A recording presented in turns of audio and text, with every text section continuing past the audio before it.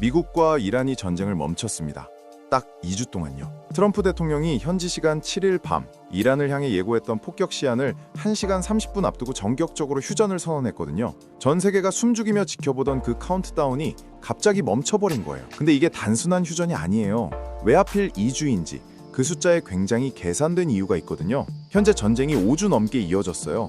미국은 압도적인 군사력으로 이란의 핵심 인프라를 차례로 두들겼습니다. 이란 입장에선 맞아도 미군이 계속 들어오는 상황이었죠. 그러다 결정적인 사건이 하나 터졌어요. 전쟁 중 격추된 미군 전투기 조종사가 멀쩡히 귀환한 겁니다. 트럼프 대통령 본인도 참모들이 말렸고 나도 위험한 작전인 줄 알았다고 했을 만큼 아슬아슬했던 작전이었어요. 이란 입장에서 그 장면은 굉장히 굴욕적이었을 거예요. 자국 영토에서 미군이 안전하게 돌아갔으니까요. 만약 그 조종사들을 이란군이 붙잡았다면 완전히 판이 달라졌겠죠. 협상 카드가 생기고 미국이 쩔쩔매는 그림이 나왔을 텐데 그게 안 된 거예요. 미국의 군사적 우위로 트럼프의 완전한 타격 예고가 실현 가능하다는 걸 깨달은 거죠. 자, 여기서부터가 진짜입니다. 트럼프 대통령이 왜 하필 2주라는 숫자를 제시했을까요? 사실 이번이 처음이 아니에요. 트럼프 대통령이 얼마 전에는 45일 휴전을 제안했어요. 그런데 이란이 거절했습니다. 왜냐고요? 이란 입장에선 45일은 오히려 미국에게 재정비할 시간을 공짜로 갖다 바치는 꼴이었거든요. 지금 이 순간 미국이 군사적으로 우위에 있는데 45일 쉬고 나면 더 강해진 미국이랑 싸워야 하는 거잖아요.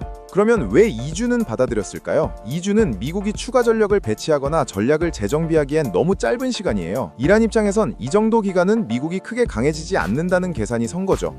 게다가 트럼프의 폭격 시한이 코앞이었으니까요. 45일은 거절할 수 있었지만 2주는 거절하기엔 리스크가 너무 컸던 겁니다. 트럼프가 숫자를 줄여서 이란이 거절할 명분을 없애버린 거예요. 재미있는 건 이겁니다. 트럼프 대통령이 정말 무서운 이유가 따로 있어요. 7일 밤 트럼프 대통령이 이란 문명을 없애버리겠다고 했거든요. 이게 보통 정치인이 했다면 그냥 허풍으로 들렸겠죠. 근데 트럼프는 달라요. 이란 지도부 입장에서 저 사람이 진짜 할 수도 있다는 공포가 생긴 거예요. 예측 불가능한 상대라는 것 자체가 협상에서 엄청난 무기가 되거든요. 거기다 미국 내부에서도 움직임이 있었어요. 파키스탄이 중재자로 나섰습니다. 셰바지 샤리프 파키스탄 총리가 트럼프 대통령에게 직접 잠깐만 2주만 더를 요청했고 동시에 이란에도 호르무즈 해협을 열어라 라고 촉구했어요. 트럼프도 이를 받아들였죠. 마감 1시간 30분 전에 트루스 소셜에 휴전 발표를 올린 겁니다. 드라마틱하죠? 그런데 미국에는 또 다른 이유가 있었습니다. 바로 전쟁 권한법이에요. 쉽게 말해 미국 대통령이 의회 승인 없이 군사작전을 할 수 있는 기간에 제한이 있다는 법이에요. 딱 60일이거든요. 60일이 넘으면 의회에서 야 이거 계속해도 돼? 라고 물어봐야 해요. 의회 승인을 받아야 하는 거죠. 여기서 타이밍이 절묘해집니다. 군사 전문가들은 46에서 53일 사이를 전략적 마지노선으로 봐요. 근데 2주 휴전 기간이 딱 그 마지노선 구간에 해당합니다. 이 기간 안에 핵심 목표를 달성하고 종전을 선언하면 트럼프는 의회 눈치 없이 전쟁을 마무리할 수 있거든요. 더 있어요.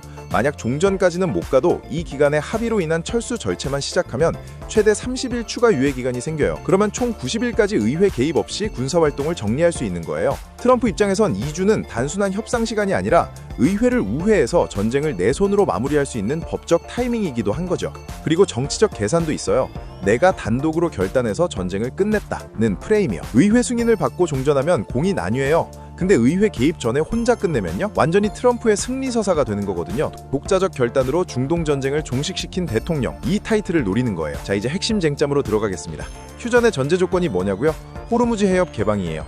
이 해협이 막히면 유가가 폭등하고 전 세계 경제가 흔들려요. 트럼프 입장에선 이 해협 개방이 경제적으로 최우선 과제였던 거죠. 여기서 이상한 점. 미국은 조건 없는 완전 개방을 요구했고 이란은 이란군 주도하에 협력적인 통행을 주장했어요. 서로 완전히 다른 말을 하고 있는 거예요.